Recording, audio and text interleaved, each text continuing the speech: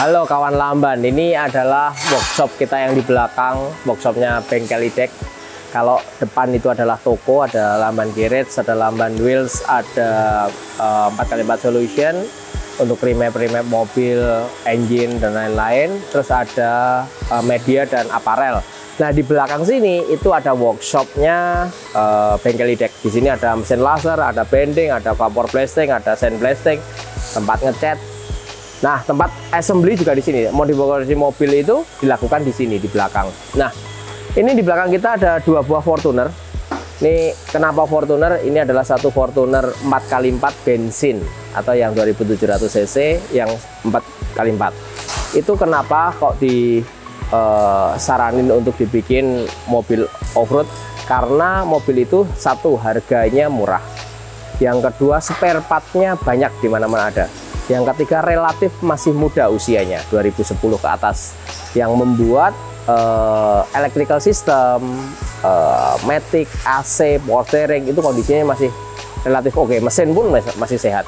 Nah, dengan modal itu kita bisa bikin mobil untuk dua alam. Satu off-road extreme, yang kedua overlanding. Jadi ini dua konsep mobil, dua buah mobil yang dikonsep bisa off-road ekstrim sekali, dan bisa overlanding dengan nyaman. Karena interiornya masih standar, nggak ada yang dirubah-rubah, masih AC-nya masih enak, jok-joknya masih enak, nggak ada bocor-bocor, nggak ada udara masuk.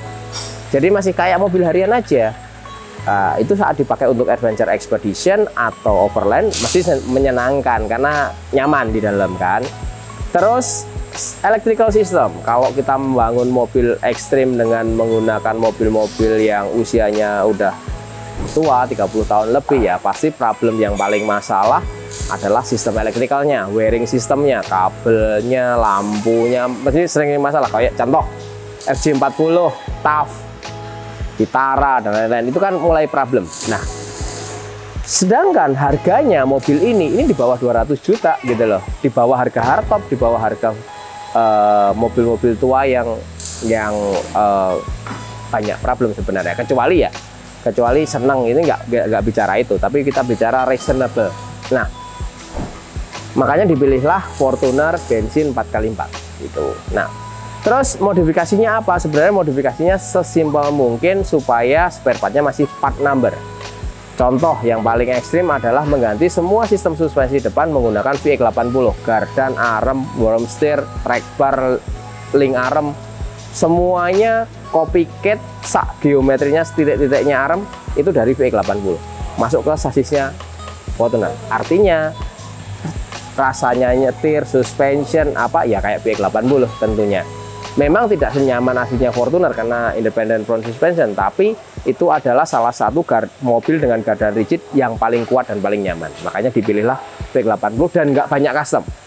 Hanya memindahkan gardan yang aslinya di kanan jadi kiri, gitu. Itu gampang, tinggal dibalik aja. Mas rodanya kanan pindah kiri, gitu dah. Lainnya sama sekali sama, nggak ada yang dirubah. Itu membuat saat rusak itu gampang solusinya. Tinggal beli by part numbernya.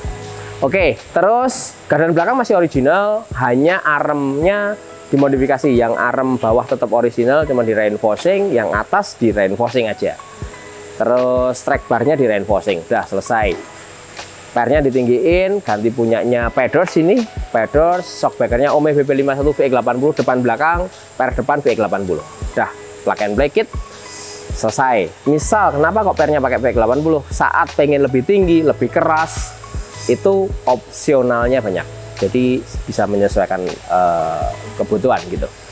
Terus yang lain hampir semua sama seperti kita bangun mobil off-road pada umumnya. Bumper depan, winch, roll cage, bumper belakang, winch belakang, rak-rakan dalam, cargo barrier, terus jerigen holder, bracket helix jack, ya sama, semua sama.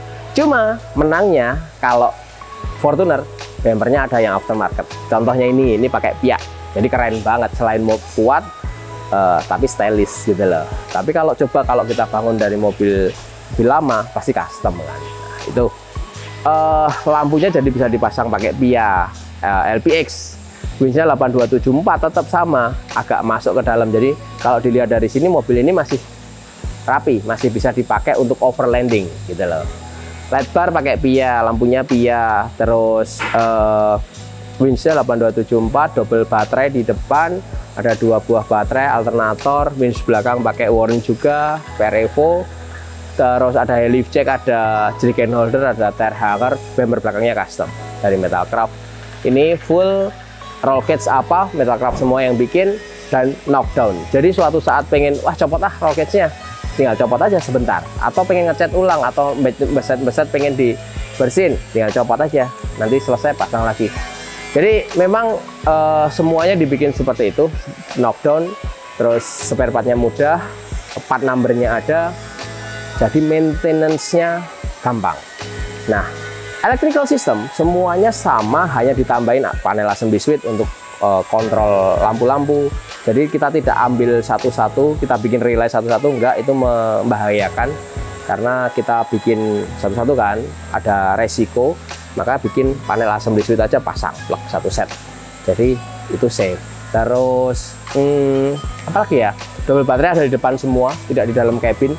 Jadi saat akhirnya ada error, overcharger, overchange karena alternator rusak dan lain-lain, itu misal ada uap tidak di dalam mobil, karena kita memaksimalkan potensi dalam mobil itu seorisinil mungkin supaya nyaman kayak mobil harian gitu loh, karena kita akan hidup di dalam mobil. Dan mobil ini relatif bobotnya ringan, misal dibanding dengan hardtop, dibanding dengan Terrano, dibanding dengan TAF, ini lebih ringan gitu. Jadi itu keuntungan juga. Wheelbase-nya juga bagus, tidak terlalu panjang. Track width-nya ya sama dengan BX, karena kan dia pakai gardan BX.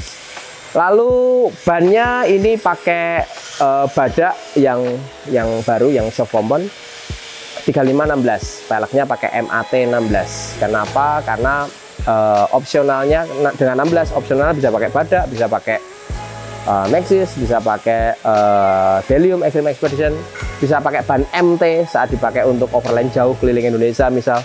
Ini sudah proper gitu. Terus biayanya gimana? Tentunya biayanya pasti lebih murah dengan bikin mobil-mobil tua. Kenapa? Mobil ini nggak perlu upgrade mesin sama gearbox, nggak perlu upgrade AC, nggak perlu upgrade power steering, apalagi nggak perlu upgrade wiring system, cooling system, radiator segala macam, semua standar. Hanya upgrade oil cooler matic aja. Itu sama, kalau mobil matic pasti upgrade oil cooler matic, karena beban maticnya sekarang disiksa dengan ban ukuran 35. Lalu mobil ini juga udah dilengkapi dengan ARB air locker depan belakang, final gear ratio 4,88, udah cocok rasionya. Sama apalagi ya? Ya udah, ini udah cocok. Ini misal scrutiny ring untuk event IOX sekalipun, ini sudah lolos scrut karena sudah regulated semuanya. Artinya mobil ini sudah safety gitu loh. Nah, itu konsep yang disuguhkan di mobil Fortuner ini, 2 buah Fortuner ini. Dan bikinnya relatif lebih cepat daripada bikin mobil hardtop yang harus rebuild dari sasis, body. Ya tadi aku bilang, pasti benerin electrical, pasti ganti mesin, ganti gearbox, ganti AC, ganti cooling system, radiator semuanya, knalpot bikin, hampir semuanya custom. Mahal. Kalau ini kira-kira habis 400 jutaan dengan spek ini. Kalau hardtop dengan spek ini pasti 500 jutaan. Gitu kan. Jadi dan too much custom kalau hardtop. Terlalu banyak custom, akhirnya kalau ada masalah ya harus cari bengkel yang bikin. Kalau ini memang kita desain by part number gitu. Itulah keuntungan, ya plus minus sih. Dan balik lagi ke selera, nggak bisa dibandingin. Aku senangnya hardtop, aku senang ya, memang mobil off-road itu yang utama adalah kita senang mobil apa. Tapi kalau kita balik lagi reasonable, dan apalagi untuk pemula, ini salah satu yang oke. Bahannya masih banyak, bahan bakunya. Fortuner 4x4 bensin, low kilometer, sehat, masih banyak.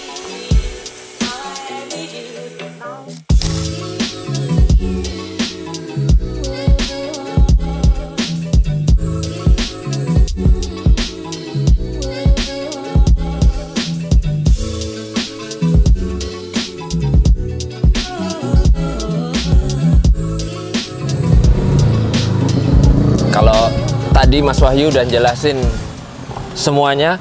Sekarang kita cek tombol yang ada di dalam mobil ini. Mobil ini kelihatan semuanya standar, jadi kenyamanannya udah sama aja kayak mobil standar. Itu yang kita pertahankan, kenapa tidak banyak yang dirubah di dalam kabin ini.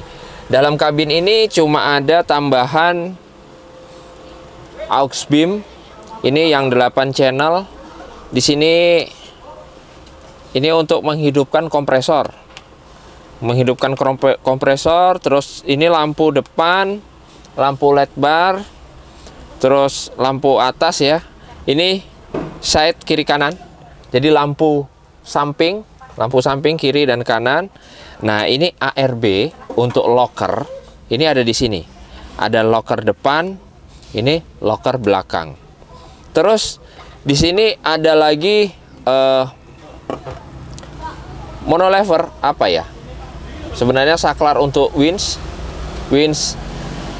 depan sama winch belakang. Nah, di sini ada saklar merah ini untuk mengaktifkan tombol ini.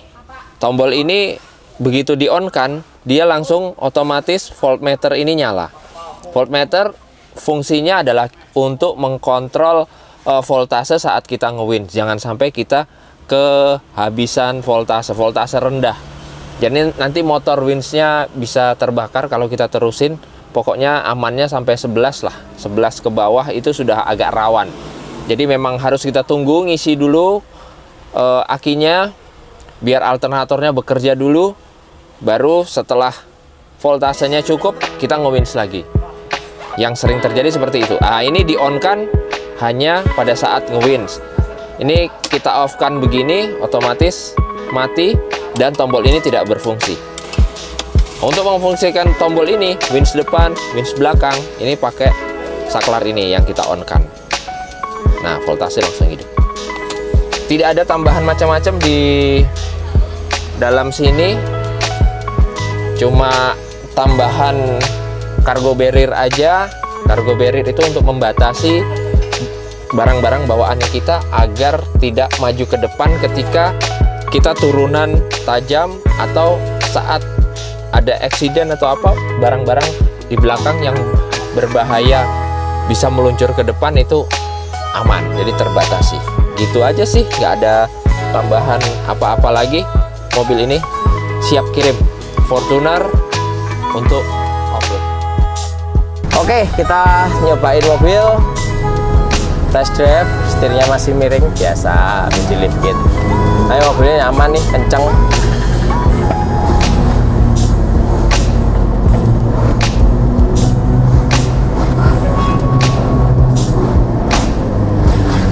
Ribonnya depan kurang nahan Juk, di plus Juk, ribonnya Juk.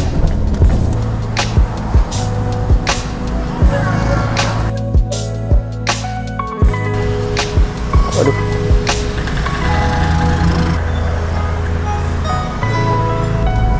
wah, saya udah tenang tuh,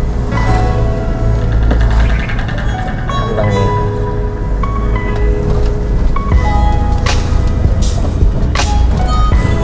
Kompresennya kurang empuk Juk, sing ngarep sing buri. Terus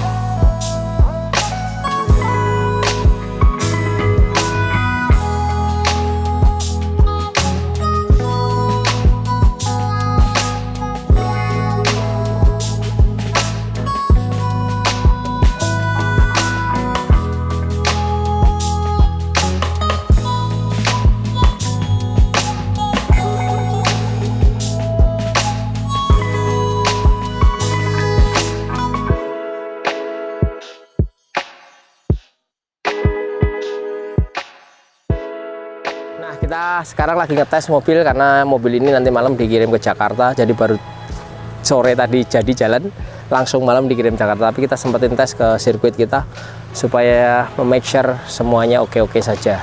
Walaupun sebenarnya sebelum jalan udah kita ke quality control. Jadi ya mau dicoba dulu, nanti kalau ada ini kita akan setting lagi. Kita sekarang fokus ke memaksimalkan setting suspension.